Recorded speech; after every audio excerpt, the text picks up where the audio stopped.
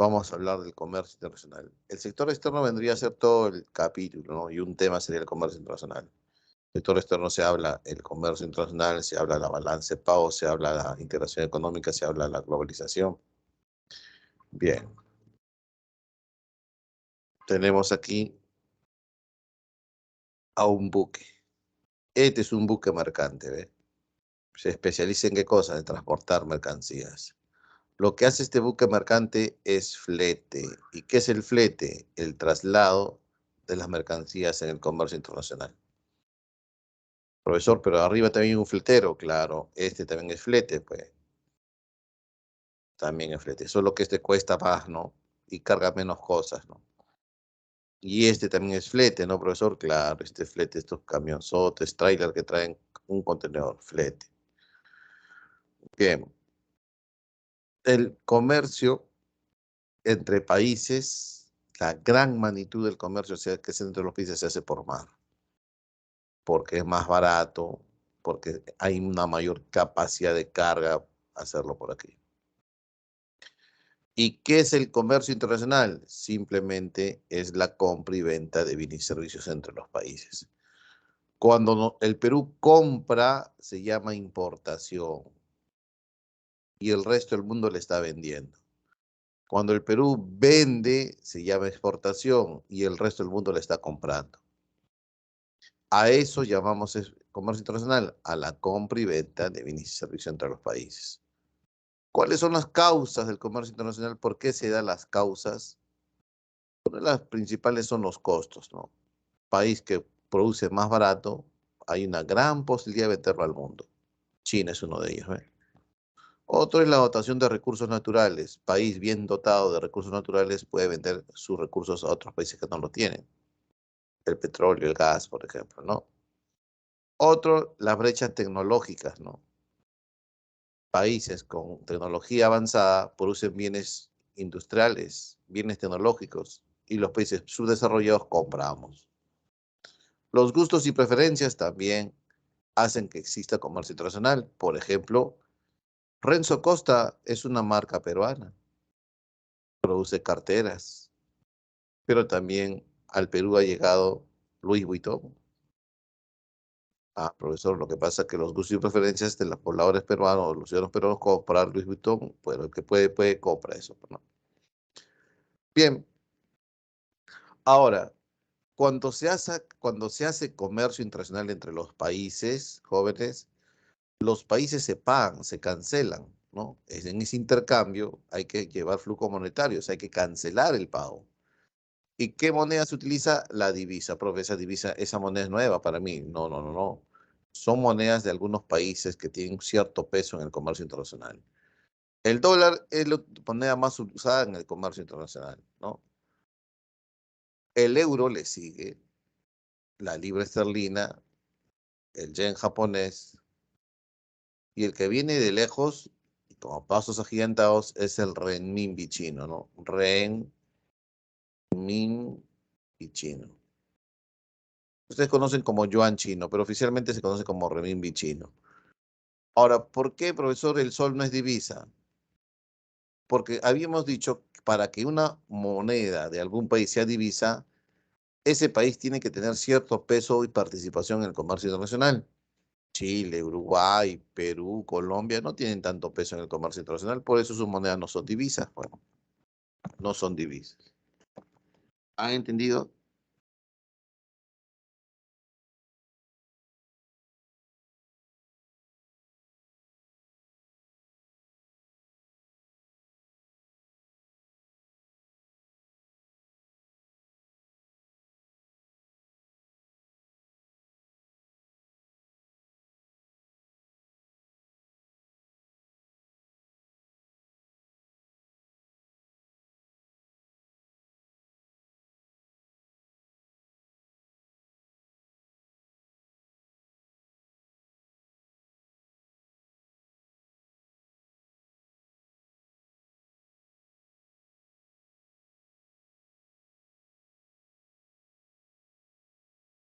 Por eso sus monedas no son divisas, porque no tienen tanto peso en el comercio internacional.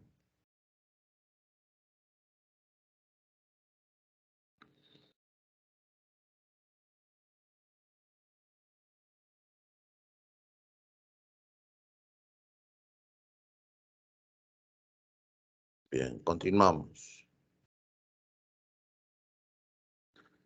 Teorías del comercio internacional. Tenemos al padre de la economía que en el año 1776, con Riqueza de las Naciones, defendió el libre comercio entre los países, ¿no? Y que habló de la teoría de las ventajas absolutas. En esa época, el valor de una mercancía estaba considerada como la cantidad de trabajo que incorpora fabricar esa mercancía. Hoy en día, el valor de una mercancía es el costo de producción, ¿no? ¿Cuál es el costo de una mercancía? Su costo de producción. ¿Está bien? Bien. Entonces, para Adam Smith, el padre de la economía, dice que un país tendrá ventajas absolutas en el comercio internacional cuando su costo de producción es mucho menor en comparación con otros países. Por ejemplo, en la producción de zapatos tenemos dos países, Costa Rica, que produce a $10 un par de zapatos, y Brasil a $25. ¿Quién produce más barato? ¿Quién es más eficiente? ¿Quién es mucho más productivo? ¿Quién tiene las ventajas absolutas? Costa Rica. Con respecto a la producción de plátanos, Costa Rica lo produce a $20 y Brasil a 12. ¿Quién es más eficiente? ¿Quién es más competitivo? ¿Quién produce a menor costo de producción? Brasil. Entonces, ¿qué concluye? Que Costa Rica debe especializarse en la producción de calzados y Brasil debe especializarse en la producción de plátanos. Y entre los dos países hacer comercio internacional. Ah, ¿por qué? Porque Costa Rica tiene ventaja absoluta en la producción de zapatos y Brasil tiene ventaja absoluta en la producción de bananos. ¿Y por qué tiene ventaja absoluta? Porque producen más barato, ¿eh? Pero 50 años después aparece la teoría de David Ricardo. Y David Ricardo nos dice, introduce la ventaja comparativa en el comercio internacional. Y para describir la ventaja comparativa en el comercio internacional, David Ricardo nos habla del costo-oportunidad. Aquel país que goce de ventaja comparativa es aquel país que su costo relativo, y este costo relativo se llama costo-oportunidad, pues lo que uno sacrifica, o costo económico, de producir un bien es más bajo comparado en los demás países. Por ejemplo, yo voy a poner dos países, Perú y Bolivia. Dos países, Perú y Bolivia. Vamos a simplificar. Asumamos que los dos países produzcan dos bienes nada más. Papa, papa y tela. Nada más. ¿Ya? Papa y tela. Papa y tela. Son los dos únicos bienes que producen estos dos países. Entonces, hacen todos sus esfuerzos, naturaleza, trabajo y capital, para producir papa y tela. Lo que voy a dibujar se llama las fronteras de posibilidades de producción. Lo que estoy dibujando se llama la frontera de posibilidades de producción. ¿Qué significa esta frontera? Significa que utilizando todos los recursos al 100%, como es la naturaleza, el número de trabajadores, el número de máquinas, el capital, se produce en una combinación de papa y tela. Por ejemplo, en el punto A, Perú produce 10 toneladas de papa y 10 toneladas de tela. En el punto A, Bolivia produce 10 toneladas de papa y 10 toneladas de tela. ¿Está bien? Ah, entonces produce 10-10 utilizando al máximo todos sus factores productivos. Pero de pronto, las preferencias y los gustos de los consumidores peruanos hacen que quieran comer menos y vestirse mejor. Entonces van a incrementar todos sus esfuerzos en la producción de algodón, que proviene del no, que luego se deriva a la tela, y va a pasar campesinos, tierra y máquinas de producir papa, se va a desviar fondos o recursos para producir el algodón y luego la tela. Entonces, Perú, para pasar de 10 a 20 toneladas de tela, ha sacrificado 10 toneladas de papa y ahora está produciendo solamente 7 toneladas de papa. O sea, ¿qué implica? Que si Perú quiere producir más tela, pasar de 10 a 20 toneladas de tela, significa que tiene que sacrificar 3 toneladas de papa. Lo mismo pasa en Bolivia. Los bolivianos también quieren producir 20 toneladas de tela, pero sacrifican, por ejemplo, 5 toneladas de papa. Y la pregunta es, En los dos países, ¿cuál es el costo relativo? El sacrificio, el costo de oportunidad. Estos serían los costos relativos. Entonces, desde el punto de vista de David Ricardo, ¿qué país entre Perú o Bolivia tienen la ventaja comparativa en la producción de tela? A ver si han logrado captar la idea. Por favor, puedes escribirlo.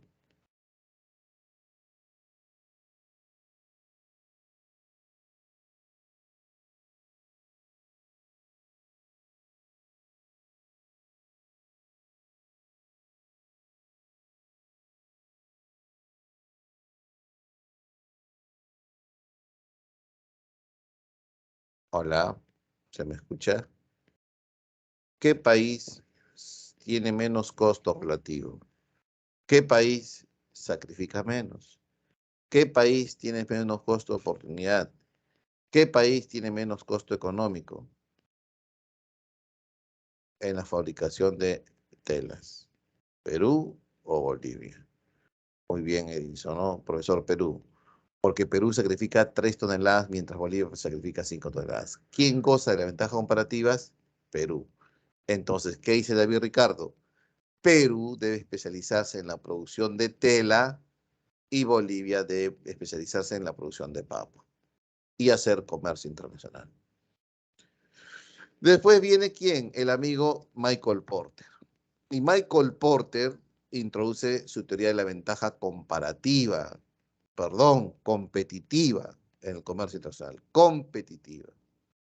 Y para Michael Porter, la ventaja competitiva significa que la empresa, el país, debe desarrollar un valor diferencial en su producto, cosa que el consumidor valore ese producto y lo ponga por encima de la competencia y busque ese producto. Pero ¿cómo podemos generar un valor diferencial en un producto? Dice Michael Porter. A través de la innovación, a través de la diferenciación, a través de las mejoras de calidades, a través de mejoras de distribución, aplicar deliveries, llevarte a la casa, ponerte en la mesa, incorporar calidad, incorporar diferenciación, garantías postventas más extendidas, garantías postventas no ilimitadas. Eso es ventaja competitiva. Entonces, desarrollar ventaja competitiva significa diferenciarme de la competencia, mejorar a la competencia, adelantarme a la competencia en diseños, en prototipos, en, en atributos adicionales al producto o servicio. Por ejemplo, ¿quién ha desarrollado muy bien esas ventajas competitivas? Samsung y LG. ¿Y quién ha cedido? Sony. Sony, la japonesa, jóvenes, era el ícono de la televisión en los años 80. Todo el mundo quería tener un televisor Sony, todo el mundo. No había nadie que le hacía la competencia. Por ahí Panasonic, pero en los 90, inicio del 2000, asomaron como un ratoncito dos marcas coreanas, LG y Samsung. Y lo mirábamos como el hijo, el patito feo. ¿Ah? Coreano malo. Malo, jóvenes. A través del tiempo, Samsung le ha quitado mercado a Sony. LG le ha quitado mercado a Sony. Que ha desarrollado ventajas competitivas. Entonces, las ventajas competitivas en el comercio internacional, ¿no? Son las siguientes, ¿no? Acá les dejo como ya como ejemplo, ¿no? Son aquellas características de sus productos o servicios o de sus procesos que hacen diferente, ¿no? A los ojos del cliente o del mercado. Por ejemplo, precios y condiciones de pago, mezcla de productos, especialización, tecnología, flexibilidad, facilidad para hacer negocios, servicios, cobertura geográfica, innovación, etcétera, etcétera. Bien, hemos hablado de las tres teorías. ¿Hasta aquí alguna pregunta? Preguntas, no estén calladitos, por favor, no sean tímidos. ¿Hasta aquí alguna pregunta?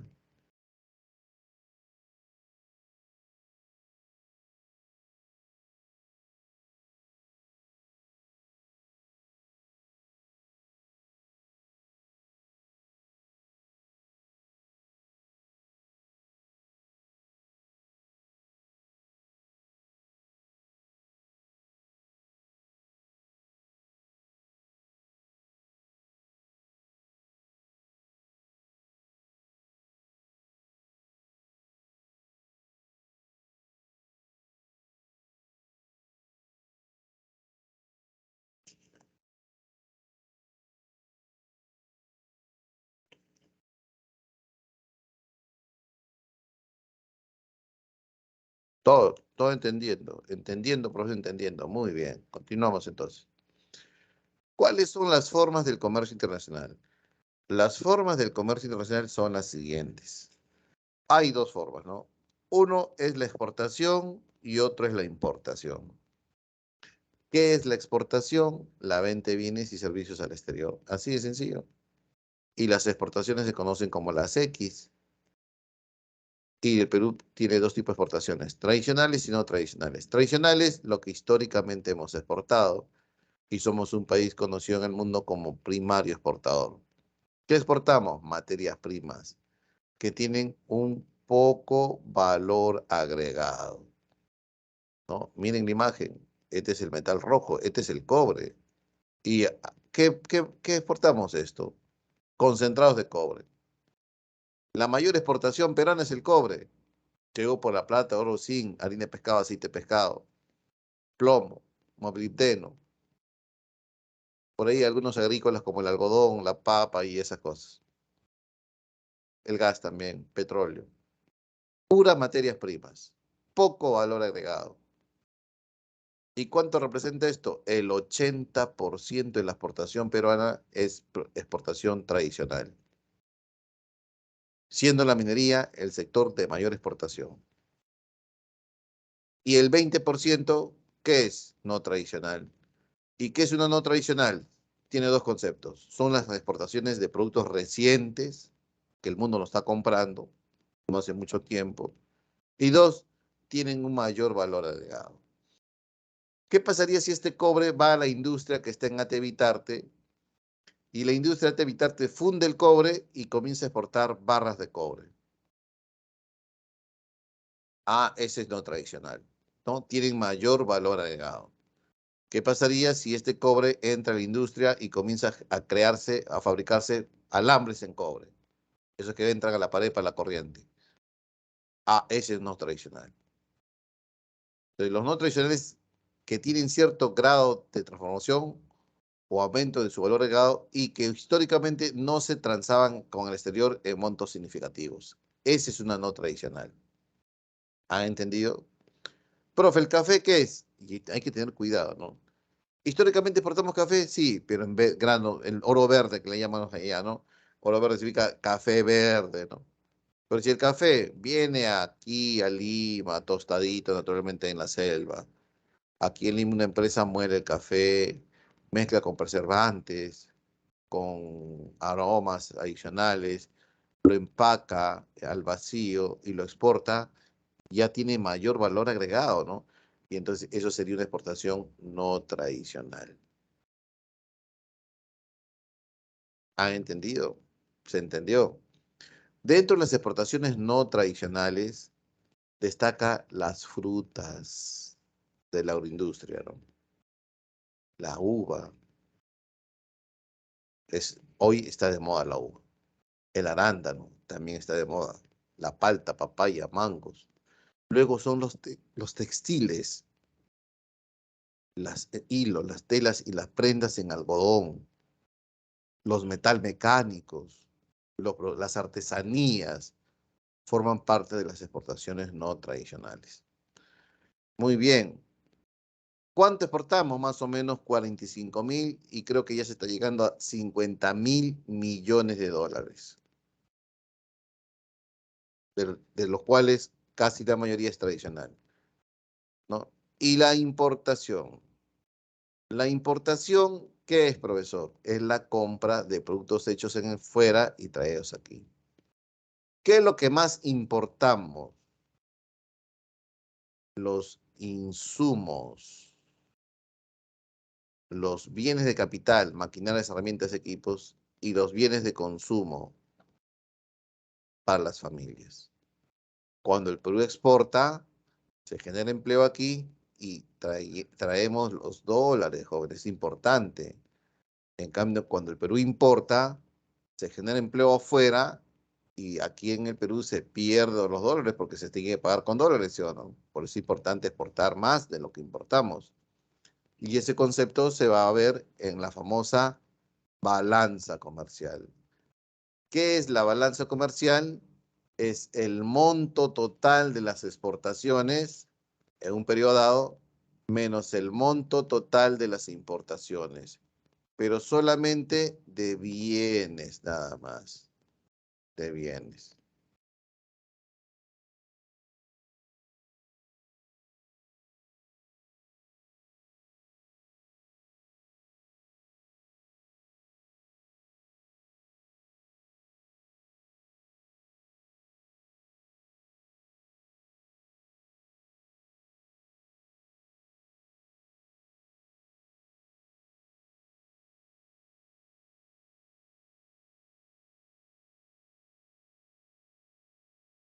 ¿Se entendió? ¿Han entendido? ¿Entendido?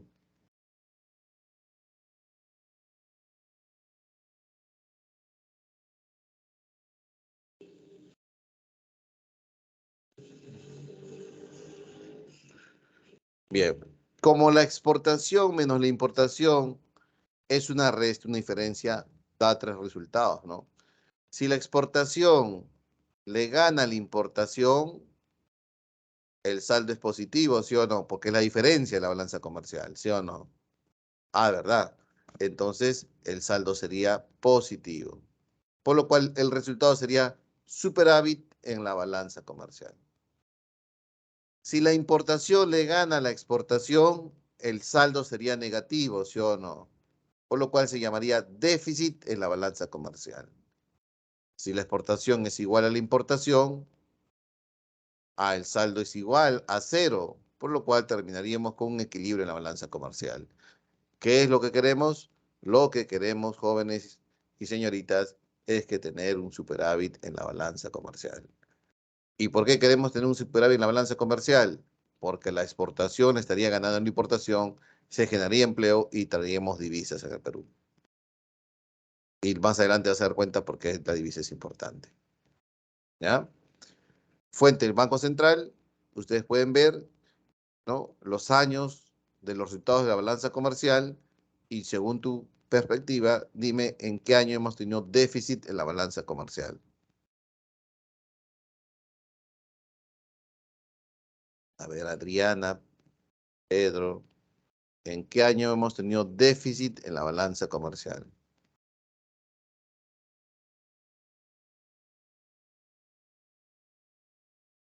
Ajá, muy bien, 2015, profesor, porque es negativo, ¿sí o no? Déficit, acá está, ¿ves? Claro, se supone que este es un gráfico de barras, aquí está el cero y cero hacia arriba es positivo, por lo cual la balanza comercial ha sido superavitaria, pero cero hacia abajo ha sido deficitaria, ¿no? Deficitaria, deficitaria. Muy bien, jóvenes. ¿Se entendió? ¿Se entendió? 2 años de rojo déficit. Continuamos. ¿Cuáles son los elementos del comercio internacional? Uno es la divisa. ¿Qué es la divisa? Ya lo hemos explicado, es la moneda que se utiliza en el comercio mundial, ¿no? Está el dólar por ahí, va a ser la libra esterlina, el yen japonés, son las divisas, ¿no? Quien está viniendo fuerte, ¿quién es? El renminbi chino. Otro elemento del comercio internacional son las reservas internacionales netas, el RIN, ¿no? Las reservas, ¿no? Las reservas, las RIN sería, ¿no? ¿Quién administra el RIN? El Banco Central de Reserva del Perú. Y ustedes pueden ver, acá está muy pequeñito, pero después de México y Brasil, o pues después de Brasil y México, ¿no?, Perú es el tercer país en Latinoamérica de tener mayor reservas internacionales. Y eso es positivo. ¿Por qué? Voy a explicar haciendo una analogía. Imaginemos que esto fuera el edificio más alto de Lima y alguien que ha descubierto una infidelidad decide terminar su vida, ¿no? Y sube y se posiciona en el borde de la cornisa del edificio y amenaza con lanzarse. Los transeúntes que ven esa imagen, pues llaman a los bomberos al ciento no sé cuánto, y los bomberos dicen, bueno, vamos a salvar a este. Muy bien, ¿qué va a extender? Ya para que si es que se tira, amortiguar el golpe. Ah, profe, le damos un paracaídas. No, no creo que se lo ponga si se quiere quitar la vida. Profe, le damos un calmante. No, tampoco. ¿Qué hacen los bomberos? ¿Qué extendería? Extienden algo, ¿no? Lo que se llama una cama elástica, ¿no? Bien, ahí está la cama elástica. Medida, lo que vi tu edredón, tu frazada, tu sábana. Pues, profe, yo tengo mi cama de una plaza. ¿Cuál es la probabilidad de que los bomberos acierten en el lugar para que caiga este desequilibrado? Ah, profesor, la probabilidad es muy poca, ¿no? ¿Por qué? Porque la cama elástica es muy pequeña. Pero si la cama elástica bordearía todo el edificio, fuera grandota, profe, ese por más que quiera suicidarse, por más vuelo que tome, va a caer en la cama elástica y va a vivir. Bien. La crisis emocional de esta persona sería la crisis financiera de un país, proveniente de una crisis política, una guerra, ¿no? Caída de bolsas de valores. Y la cama elástica serían las reservas internacionales netas. Cuando el Banco Central tiene más reservas, tiene un mayor margen de maniobra para hacer frente a las crisis financieras. Cuando más reservas tenga, más frente le haría la crisis. Ejemplo, imaginemos que Bolivia cometa la torpeza de bombardear un puesto fronterizo de Chile. Chile declara la guerra, los dos entran a la guerra, hacen una campaña Chile para invadir los Andes, ¿no? Bolivia, y en eso el inversionista argentino, uruguayo, paraguayo, peruano, colombiano, que son europeos, asiáticos, americanos, dicen, no, no, no, aquí hay aire de guerra. ¿Qué hacen en la bolsa? Venden las acciones que han comprado, venden sus bonos, lo cambian a dólares y se fugan. Se fugan a un país donde es más estable, menos riesgo. Cuando el dólar escasea en el Perú, algo que escasea el precio sube. Y vamos a ver en los días próximos que el tipo de cambio se va a disparar. Se va a disparar en la región. ¿Y qué países saldrán más airosos para defender la moneda local? En este caso, el sol peruano, el peso chileno, peso boliviano, peso argentino, aquellos países que tengan mayor reserva. Y eso pasó, ¿no? No es chiste, jóvenes. Cuando Pedro Castillo pasó a la segunda vuelta, todos temblaban, más que todos los empresarios, los que tenían algo que perder, porque se iba a imponer el comunismo, el socialismo, te iban a quitar tu casa, si tenías dos autos, un auto era para lo prójimo, etcétera, etcétera, ¿no? Y verdad, eso caló hondo en la mente de la gente. Hubieron familias que tenían dinero en la bolsa, tenían dinero en el banco, retiraron sus dineros, vendieron sus acciones, lo cambiaron a dólares y se lo llevaron a otro país. El dólar que había en el Perú se iba a otro país. 10.000 millones de dólares, jóvenes, Perú perdió en la campaña en segunda vuelta. Entonces, ¿qué hizo el Banco Central al ver que el dólar se iba y subía su precio? Porque claro, que algo que se vaya a otro país va a subir su precio en el mercado local, ¿sí o no? Tenía que vender dólares, vender. Y vendía no para que baje el dólar, sino para que no suba fuertemente. Pero gracias a Dios, el dólar seguía subiendo, pero no fuertemente, jóvenes, porque tenía reservas. Entonces, las reservas internacionales le dan un margen de maniobra, pero también muestran liquidez internacional. ¿Por qué, profesor? Porque si el Perú tiene que pagar deudas, tiene que pagar importaciones, ¿con qué se paga? Con divisas. Y las reservas internacionales están ¿en qué? Están en dólares, están en euros, están en libras esterlinas, están en yen japonés, están en oro, están en plata. Entonces, son divisas que utilizan para pagar obligaciones como importaciones. Por eso muestran liquidez internacional de un país y en su capacidad financiera para hacer frente a obligaciones en moneda extranjera de corto plazo, pero también para hacer frente a esas crisis financieras. ¿Ha entendido? ¿Se entendió la importancia que tienen las reservas internacionales? Importantísimo. Ahora, Alan García, cuando dejó su primer periodo, nos dejó sin reservas. Sin reservas, jóvenes. Negativo todavía las reservas. Ni cero, negativo. Debíamos. El Banco Central era deudor a la banca privada. ¿Ves? El desastre del periodo de Alan 1. ¿Ya?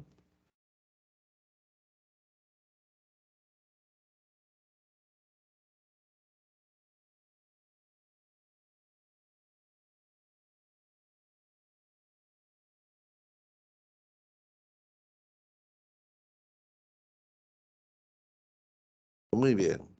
Continuamos, continuamos. Vamos a continuar. Otro elemento del comercio internacional es el tipo de cambio. El tipo de cambio es el precio de la moneda extranjera en términos de la moneda nacional. Vamos a asumir que el tipo de cambio está así, por $1, si yo quiero comprar $1, o el precio del dólar en el mercado peruano es de 3,80 soles. Es el tipo de cambio. La pregunta es, ¿y quién le pone el precio al dólar? Hay dos teorías del tipo de cambio. El tipo de cambio fijo, que lo determina el Banco Central de Reserva del Perú. ¿Qué es un tipo de cambio fijo? El Banco Central dice, el dólar va a estar 2 soles y tiene que mantener a 2 soles. Hace enormes esfuerzos para mantenerlo a 2 soles. Pero ese tipo de cambio ya pues fue hasta el año 1992 que el Perú tuvo el tipo de cambio fijo. Luego pasó al tipo de cambio flexible. ¿Y qué es un tipo de cambio flexible? El tipo de cambio flexible significa que el mercado le va a poner el precio del dólar. El mercado, sí, el mercado de dólares, pues. ¿Por qué? Como todo mercado, se va a regir por el libre juego de la oferta y la demanda. Esta es la oferta de dólares y esta es la demanda de dólares. Este es el tipo de cambio y esta es la cantidad de dólares que se van a... O sea, profesor, en otras palabras, si la gente incrementa la demanda de dólares, si la gente compra más papel higiénico, el precio sube, ¿sí o no? Si la gente demanda más dólares, el tipo de cambio sube, ¿ves? Lo que pasó con Pedro Castillo, pues, el dólar, la gente compraba dólares para llevárselo afuera, a mayor demanda, a mayor precio. El tipo de cambio pasó hasta 4.10, 4.20. Si la gente demanda menos dólares, algo que la gente no compra, como los pollos que no compran se mosquean, se amarillan, se ponen medio plomo, cae el precio del pollo, ¿no? El tipo de cambio cae. Si el país exporta un montón, la oferta aumenta de dólares, ¿sí o no? Si Perú comienza a exportar minerales un montón, traen dólares en la economía. Entonces, ¿qué pasaría? Que el dólar cuando abunda en el mercado, su precio baja, el tipo de cambio baja, ¿ven? Pero ¿qué pasaría, profesor, si las exportaciones cayeran? No entran tantos dólares, el dólar comienza a escasear, la oferta disminuye y el tipo de cambio sube. Al final, el tipo de cambio se deja a libre juego de la oferta y la demanda. ¿Está bien? Ese es el tipo de cambio flexible. Pero una observación. Si nosotros lo dejamos al tipo de cambio en el tiempo, al mercado, ¿no? El mercado es muy volátil. ¿Qué significa volatilidad? Que el tipo de cambio puede subir así y mañana desplomarse así, y luego subir así, así como las criptomonedas que a veces se disparan así, ¿no? Y luego caen así. Yo invierto en criptomonedas jóvenes y a veces el Ethereum o el Bitcoin sube así y a las horas está así. Hace poquito estaba dictando clase y veo que la moneda subió así. $600 había subido en 3 días, en 3 horas. Iba a vender. Ya lo voy a vender después de clase. Y cuando termina la clase voy a vender, ya había caído tremendamente. Ya. Había perdido como $600 si por no venderlo. ¿Eso qué cosa es, profesor? Esa es volatilidad. Y esto que tiene incertidumbre, ¿sí o no? En el mercado financiero. Entonces el banco se le dice, un momentito, así no puede ser. Está bien que el dólar se fije por el libre juego de la oferta y la demanda, pero esta volatilidad hace daño al inversionista, al ahorrista, al sistema financiero, a los bancos, a las AFPs, al exportador, al importador, a las familias. Porque si el tipo de cambio se dispara, la importación se encarece, el precio del petróleo se encarece, la harina se encarece, el pan sube de precio, el pollo sube de precio porque los insumos son importados. Entonces, ¿qué hacemos? Ya se le presentó el foquito del Banco Central. Vamos a hacer esto. Vamos a hablar de esto, ¿no? Si el tipo de cambio se dispara así, bueno, el mercado lo dice así, ¿no? Pero yo soy Banco Central y voy a darle cierta estabilidad al tipo de cambio. Si se dispara así, pues que no sea así, sino así, ¿ve? Ya, en más tiempo que suba, sí. Entonces, cuando el tipo de cambio esté disparando, el Banco Central dice, voy a vender dólares. El Banco Central vende dólares. Profe, y si el tipo de cambio se está disparando así, tampoco, ¿no? El banco se dice, ya está bien. El mercado dice que baje, pero que baje así, ¿ve?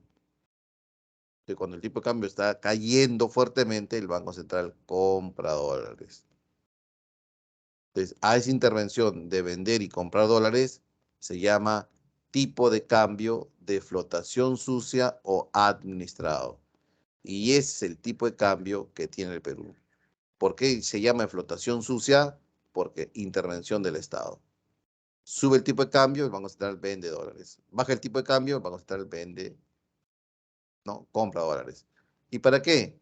Para evitar fuertes alzas, fuertes caídas. Bien. Hasta aquí alguna pregunta, preguntas.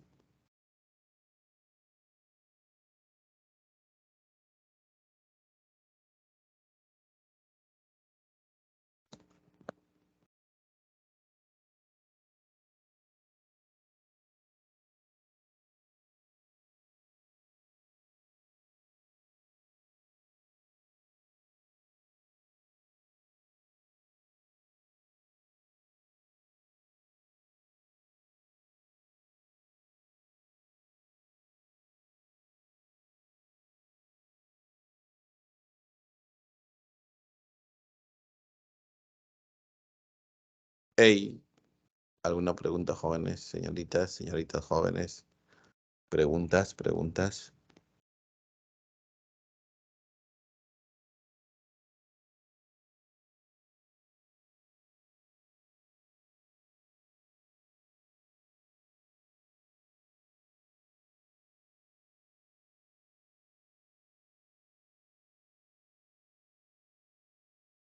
¿No hay preguntas?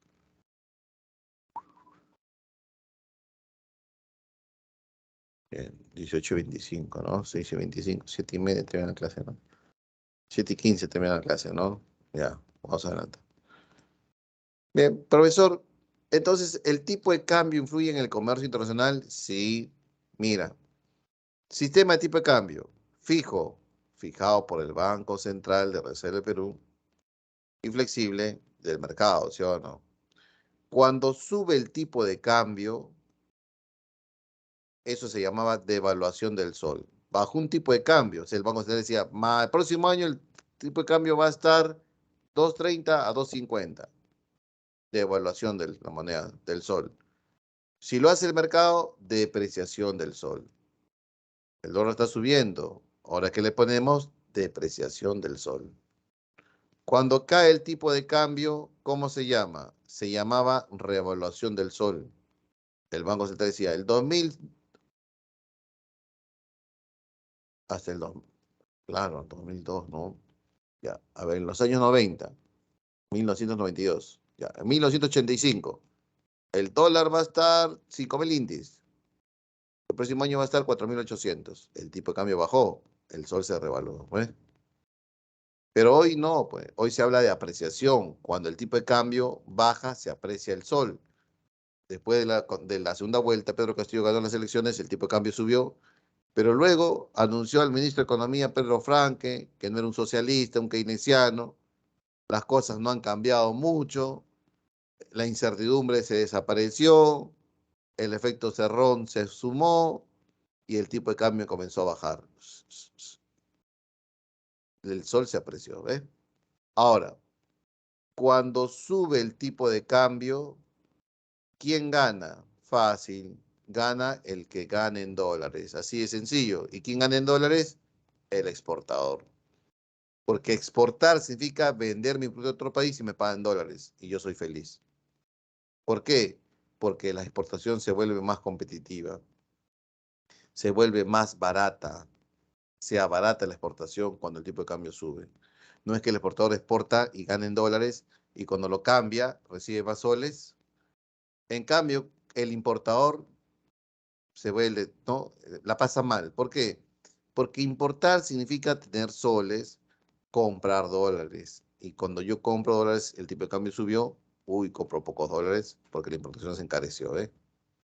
En cambio, cuando baja el tipo de cambio, es todo lo contrario. ¿A quién le gusta un dólar barato? Al importador. porque el importador que quiere traer celulares ahora tiene soles, compra dólares baratos, trae más importación. ¿Y quién no la pasa tan bien? El exportador. ¿Por qué? Porque como su dólar es más barato, cuando exporta y le pagan en dólares, lo cambia a soles, recibe menos soles. Eso es, joven. Entonces, cuando el tipo de cambio sube, la importación se encarece. Se encarece. Cuando el tipo de cambio baja, la importación se abarata. Por eso aumenta la importación. O sea, por eso con Pedro Castillo en la segunda vuelta, el importador estaba asado, recontra asado,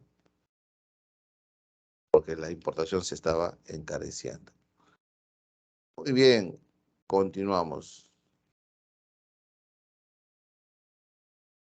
Políticas comerciales, el proteccionismo económico, ¿no? Tipo Donald Trump. Los aranceles es un impuesto a la importación. Si el Perú quiere importar, al entrar por las aduanas un bien o un servicio, aquí hay una barrera que se llama arancel. Si esto quiere pasar la barrera, ¿no? La importación quiere pasar la barrera, el arancel cobra impuestos. Entonces, profesor, si el arancel es una barrera de la importación, subir el arancel tiene una implicancia, ¿no? Claro, si sube el arancel, el precio del producto importado sube. Pero si el arancel disminuye, entonces eso tiene otro efecto, ¿no? El precio del producto importado baja. Con los firmados o los tratados de libre comercio que hacen que el arancel sea igual a cero entre los países, entonces el precio de los productos importados ha disminuido. ¿Perjudicando a quién? Al producto nacional. Mira Gamarra, cómo se perjudicó cuando firmó un TLC con la China. China nos inundó de textiles. Mira Saga Falabella, anda Ripley, pura ropa china, jóvenes. Y la gente compra en Saga porque es más barato, imagino que no. Ni así, ¿no? Bueno, entonces, ¿por qué el arancel podría ser una política proteccionista? Al subirlo, estaríamos protegiendo la industria nacional. Al bajarlo, estaríamos dejándolo a la competencia internacional. Pero hay políticas pararancelarias también, como por ejemplo, al decir pararancelarias, no arancelarias, ¿no? De repente tenemos un TLC o tratado de comerciales que hace que los aranceles no funcionen como políticas proteccionistas. Entonces tenemos los contingentes o cuotas de importación. ¿Qué son los contingentes? Limitar la cantidad importada. Por ejemplo, Colombia, que tiene un TLC con la China, le dice, mira chino, somos 45 millones de colombianos, tenemos que comprar zapatos hasta por demás y la industria colombiana de calzado se está quebrando. Así que de aquí, de este al siguiente, por 3 años consecutivos, te voy a poner un límite a la importación de calzado. 15 millones de pares de zapatos y más no te compro. Te cierro la frontera. Se negocia, pues, se negocia con China. China puede aceptar. Y esto se puede discutir también en la Organización Mundial del Comercio, ¿no? Que es una organización internacional, ¿no? Que vela por la fluidez del comercio internacional y resuelve conflictos en el comercio entre los países también. Entonces, a diferencia de los aranceles, las cuotas afectan a la cantidad importada. En cambio, el arancel afecta al precio. Otras, pues Colombia podría decir, ¿sabes qué? No lo voy a poner límite a la cantidad, de repente el chino me pone una cuota de importación al café y malogro a los cafetaleros, que son millones también en Colombia. Entonces los colombianos dicen, ah, ya, vamos a hacer otra cosa. El gobierno colombiano decide subvencionar, transferir recursos monetarios a la industria de calzado colombiana. Entonces dice, oye, mira mi paisa, tú que estás compitiendo con China con calzados, ¿no? Sí, mira, yo te voy a ayudar como gobierno. ¿Cuánto está el cuero? Pues 1.000 bolívares, yo pongo, o mil dólares, yo pongo $800 como gobierno. ¿Cuánto está la máquina? 5.000, yo pongo 3.000. al transferir recursos a la empresa, a la industria de calzado, está abaratando el costo de producción del calzado y puede competir con el calzado chino. A eso se llama subvenciones o subsidios a la exportación o a la producción de calzados. Eso se puede hacer en cualquier rama. Pero en el Perú no se hace mucho porque hay una ideología, ¿no? Que el Estado es un mal gastador. Si yo subvenciono a la industria del calzado, también tengo que subvencionar a la industria de la ropa y del agro, etcétera, etcétera. Tengo que subvencionar a todo el mundo. Y la otra son las medidas fitosanitarias o sanitarias, que generalmente van a la alimentación, ¿ves? La carne boliviana está prohibida entrar al Perú, porque Perú dice, un momentito, creo que he visto un virus, pequeño virus en tu carne boliviana. Ya no me vendas, por favor, te cierro las fronteras. ¿Pero por qué? Porque Bolivia nos había prohibido venderle quinoa. Entonces, si tú me haces eso, yo te hago eso. Eso está en la Constitución también. Muy bien, continuamos. ¿Qué es el drawback? ¿Qué es el drawback? Back es retroceder, ¿sí o no? ¿Sí? Bien. O el drawback. Miren, ¿qué es el drawback o drawback? Es algo fácil y sencillo. Miren, tú eres un productor de productos no tradicionales. Jugamos con la camisa. La ropa es un producto no tradicional. Exportas camisas a Inglaterra. ¿Ya? A Inglaterra. Muy bien. Generas empleo en el Perú, generas valor agregado, pagas tus impuestos, pero la tela la compras de la India, sedita. Cuando importas tela a la India, pagas IGB y eso encarece tu costo de producción. Aquí le das el valor agregado, ¿no? Y por aquí sale la camisa. Cuando un exportador de exportaciones no tradicionales, como metal mecánicos, artesanías, textiles o frutas, importa insumos cuyos están grabados de impuestos, tiene el derecho de que después de procesarlos, darle valor agregado y luego exportarlos, tiene el derecho a que de esa exportación total el Estado le devuelva hasta un 5% de lo exportado. O sea, es como tú pagaste impuestos cuando compraste el insumo, ¿no? Ahora te devuelvo una vez exportado. ¿Cómo se llama eso? El drawback. El drawback. ¿Han entendido? Pero solamente funciona para las exportaciones no tradicionales, nada más. Entonces, profesor, con este drawback se busca fomentar la exportación no tradicional. Así es. Otro concepto que debemos manejar es el dumping o dumping.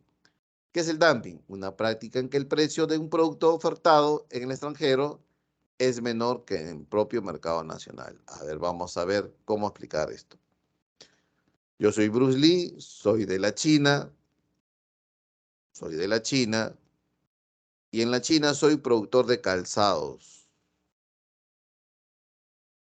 El par de zapatos que vendo en China lo vendo a $20 promedio. Como he producido 1 millón de calzados, he vendido medio millón me están en la fábrica, en el stock. Como el calzado en China ya no se va a vender porque los chinos se visten en la moda ahora, ya pasa temporada, lo voy a traer al Perú. Si lo traigo al Perú, ¿cuál es el sentido lógico que ustedes deben manejar? Ah, profesor, si allá se vende a $20, cuando se trae al Perú, hay que venderlo a más, ¿sí o no? ¿Por qué?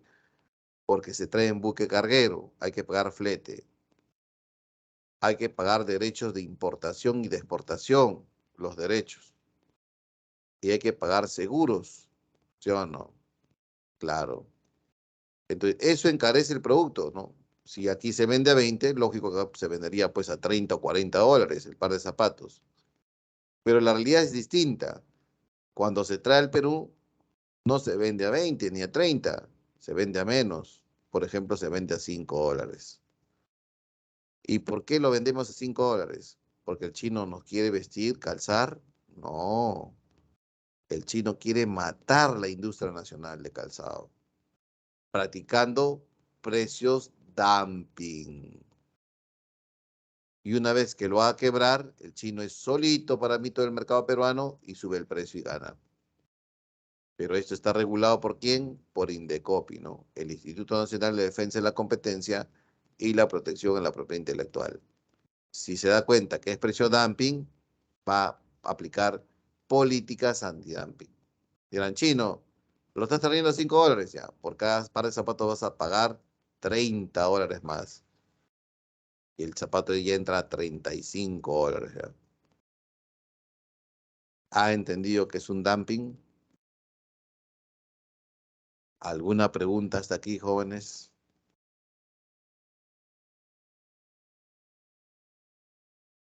Preguntas, preguntas, por favor.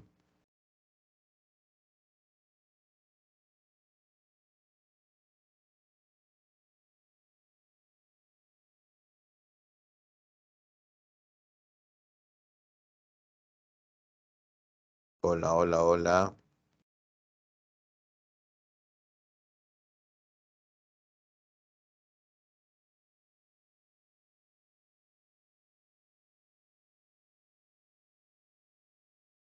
¿Qué pro? Nadie hizo una pregunta, nada, nada, nada. Hola, por favor, hablen algo, digan sí, profe, porque de repente yo pienso. El antidumping. El antidumping es como un balanceo del precio, ¿no? Por ejemplo, China vendía aceros para la construcción más barato que en el propio mercado chino. Entonces, si tú eres constructor, ¿qué compras? Acero chino, ya no compras Arequipa ni Sider, Perú. Y Arequipa estaba por quebrar, Sider también estaba por quebrar. Se quejaron ante Indecopi. Indecopi, mira, investigalo, por favor. Yo creo que habrán ido a China a averiguar eso, ¿no? A ver las ferreterías mayor, precio por mayor, y ver costos de producción allá en China. Y concluyeron que el acero chino se vende mucho más caro en China que en el Perú. ¿Con qué intención? Los chinos le habían puesto la puntería al acero peruano, ¿no? Querían hacerlo quebrar a las dos empresas peruanas. Pero no quebraron. ¿Por qué? Porque Indecopi dice, ahora sí, por cada acero vas a pagar 30, $40 adicional si quieres vender al Perú. Eso es política antidumping. Observen, lean, miren. Para contrarrestar su efecto, desde mediados de los 90, México ha impuesto diversas cuotas de compensatorias a distintos productos, como bicicletas, calzados, textiles, todo de China. Zapato barato, va bien. ¿Me quiere vender a $5? Pero ese es dumping China. Ahora vende 5 más el antidumping, 20, $30 más. Muy bien. Entonces, si no hay más preguntas, por favor, pasemos al FORS o al examen diario. Pero lancen la dirección aquí, por favor. Lanza la dirección aquí, por favor. A ver, ¿quién lanza la dirección?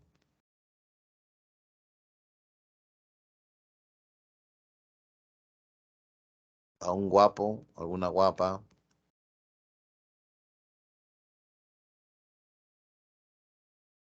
Ahí está eso. Gracias, gracias, gracias. Tienen 10 minutos para marcar 3 preguntas y sacar 18 de 18. Concéntrate, tú vas a poder. A ver, los espero aquí, ¿ah?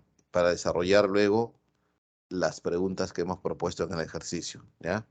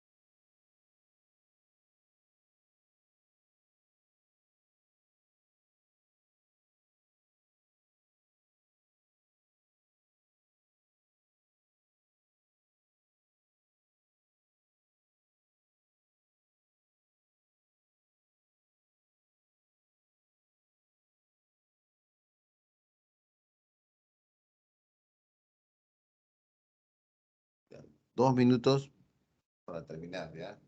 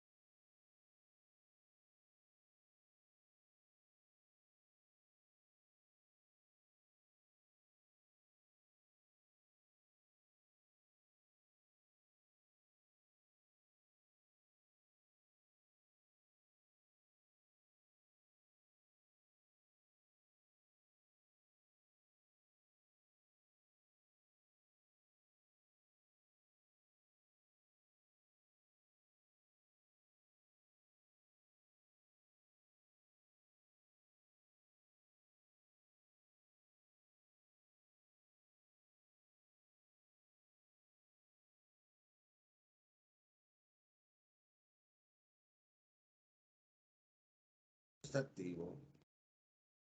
Pero yo veo que han marcado 15.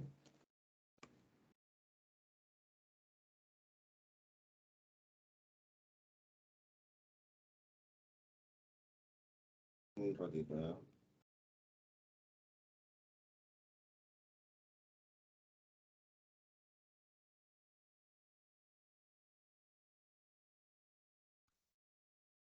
Ahora sí. A ver.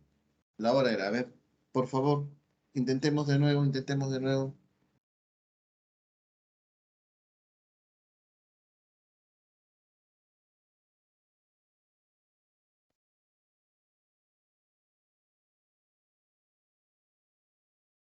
Confirmen, por favor, confirmen.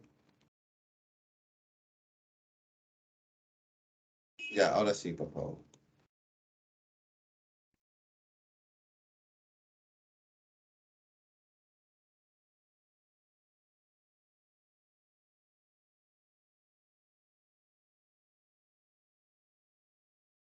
Ahí está.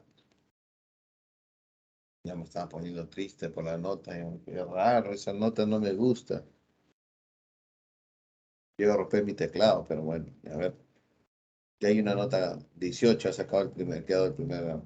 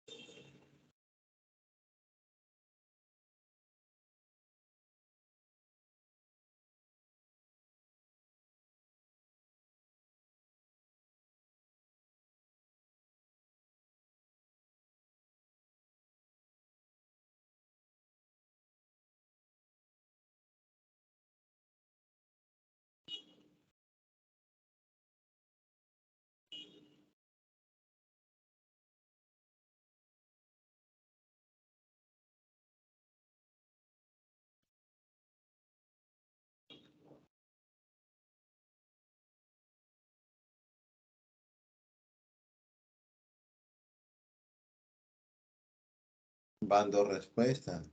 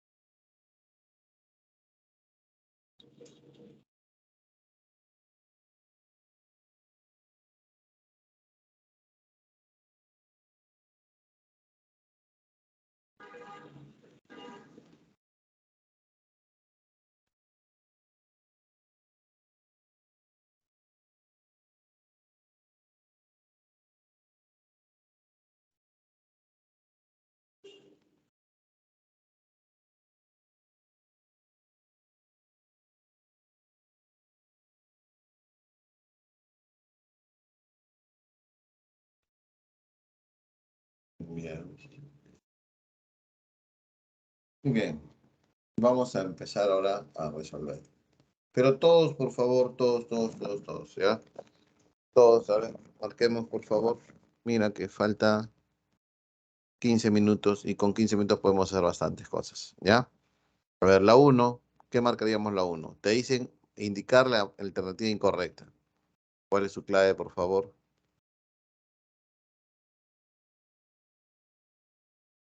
¿Cuál es su clave?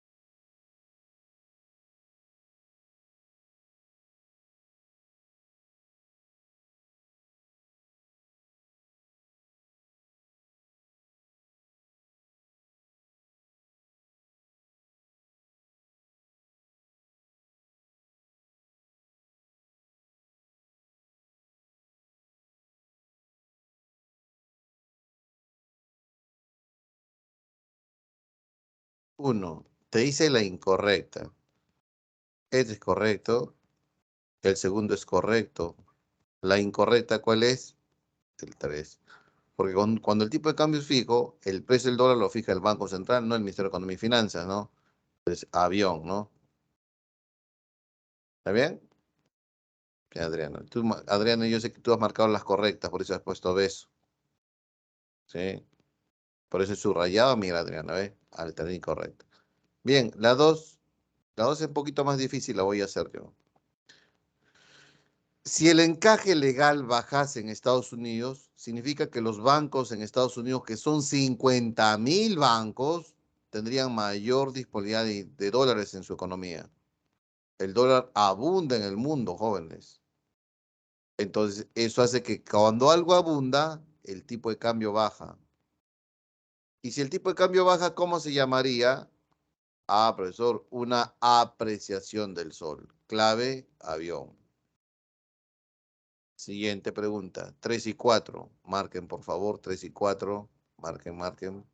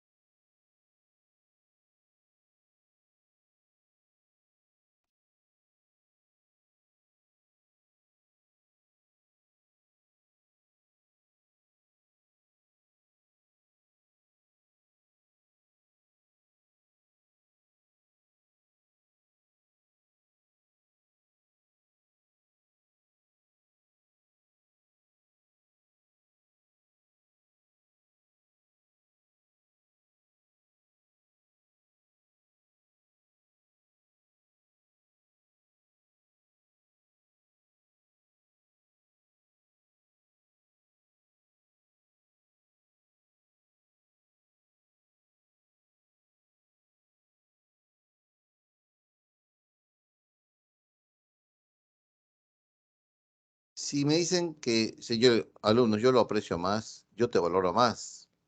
Si te dicen el dólar se apreció, si te dicen el limón se apreció, el limón subió de precio.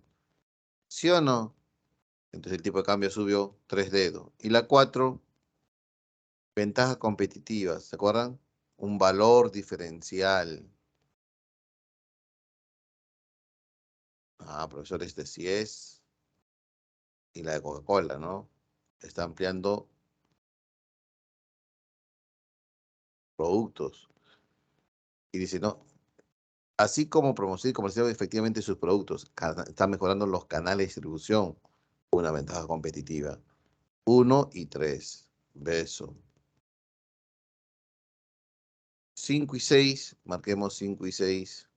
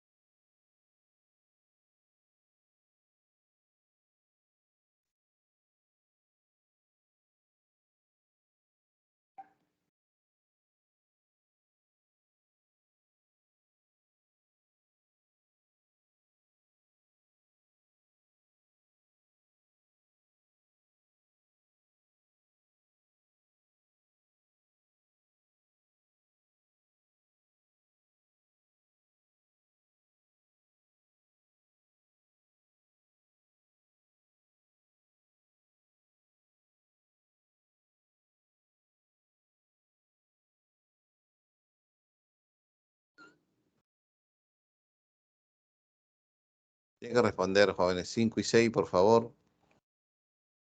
5 y 6. Vamos, por favor. Está fácil la 5. Miren, jóvenes, la 5. ¿Qué nos está comprando China? ¿Qué nos compra? Cobre, plomo, harina de pescado. ¿Qué son? ¿Qué tipo de exportación es? Está fácil, a ver, díganlo ustedes. ¿Qué marcaría es la 5?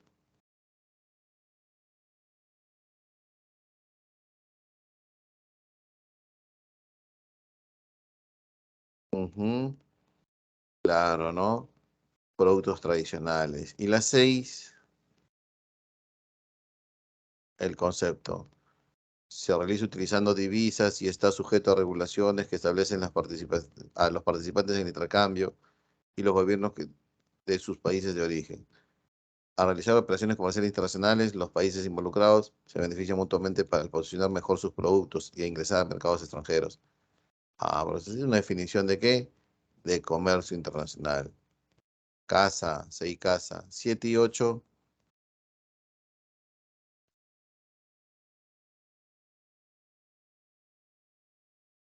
que nos da grado de liquidez. Y estabilidad macroeconómica, ¿cómo se llama eso, profesor? Lo que usan los bomberos, la cama elástica, ¿no? Ah, profesor, las reservas internacionales netas, ¿no? El ring, dedo. Y la 8, vamos con la 8, marquemos la 8.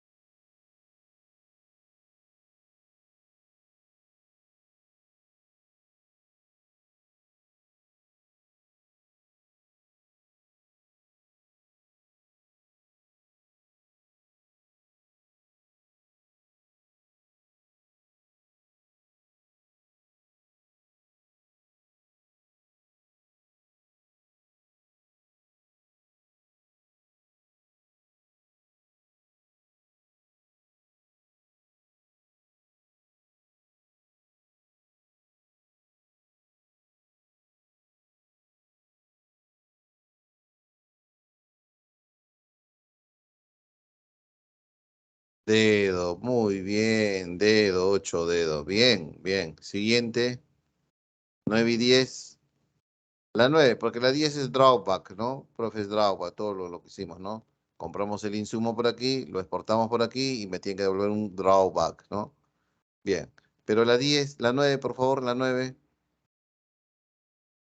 Marquemos la 9.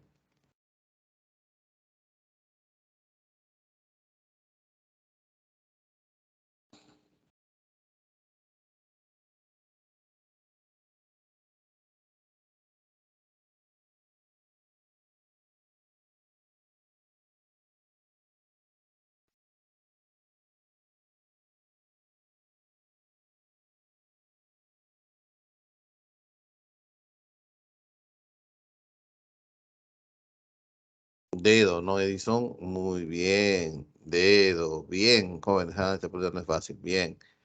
Claro, porque bien se ve que el tipo de cambio en Perú es de flotación sucio administrado. El Banco Central interviene comprando y vendiendo dólares. Si el tipo de cambio está a la baja, claro, si está barato el dólar, le conviene comprar al Banco Central, ¿sí o no? Y si está caro, le conviene vender. Lógico. No va a vender cuando está barato, ni comprar cuando está caro. Lo despido a todo el directorio. Para evitar qué cosa, fuertes fluctuaciones, fuertes caídas, fuertes subidas. Muy bien. 11 y 12. 11 y 12.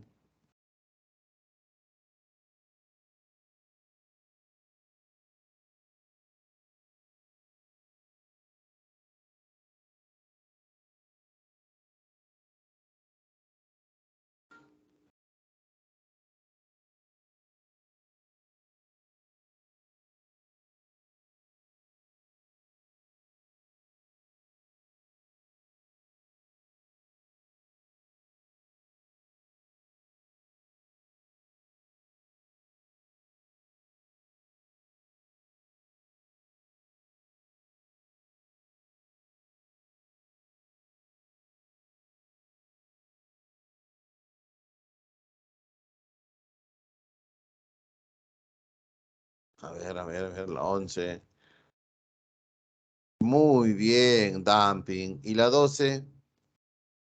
¿Te acuerdas que le hemos hecho a la carne a la carne boliviana y qué nos han hecho los chilenos contra, contra las paltas?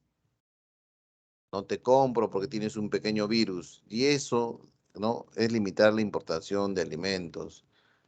Entonces, eso tiene un nombre, ¿no? Políticas proteccionistas para arancelarias o no arancelarias.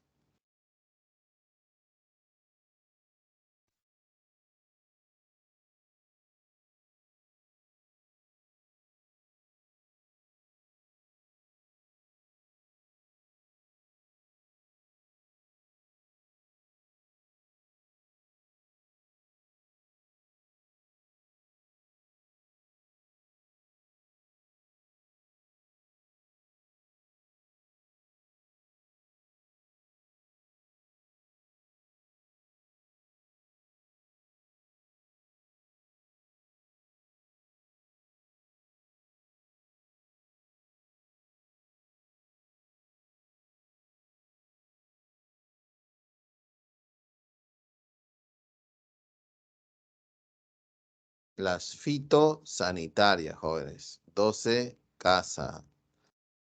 13 y 14, 13 avión. Ya. Y la 14, ya ¿no? Ventaja competitiva generar, ¿no? Un valor diferencial, ¿no? Y eso hace que el cliente valore nuestros productos, bien o servicio. Vamos con la 14, a ver. La 14.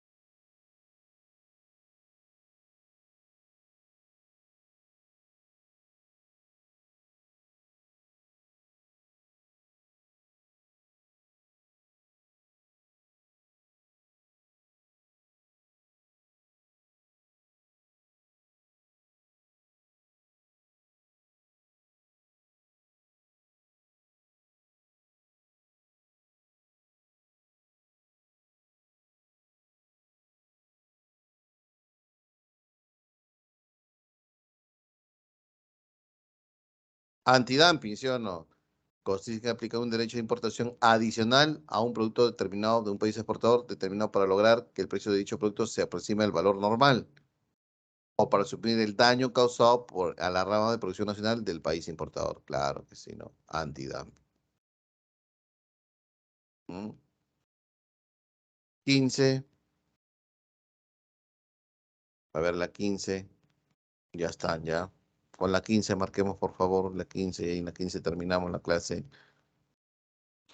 Bien, la 15. Concéntrate.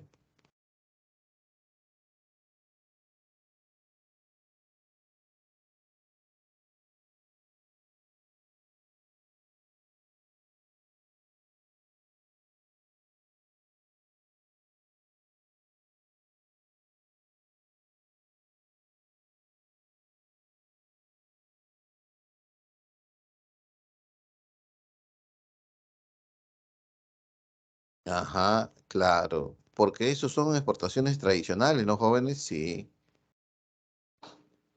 sí, tradicionales. Muy bien. Y con la 15 hemos terminado la clase de hoy. ¿Alguna pregunta, alguna duda hasta aquí?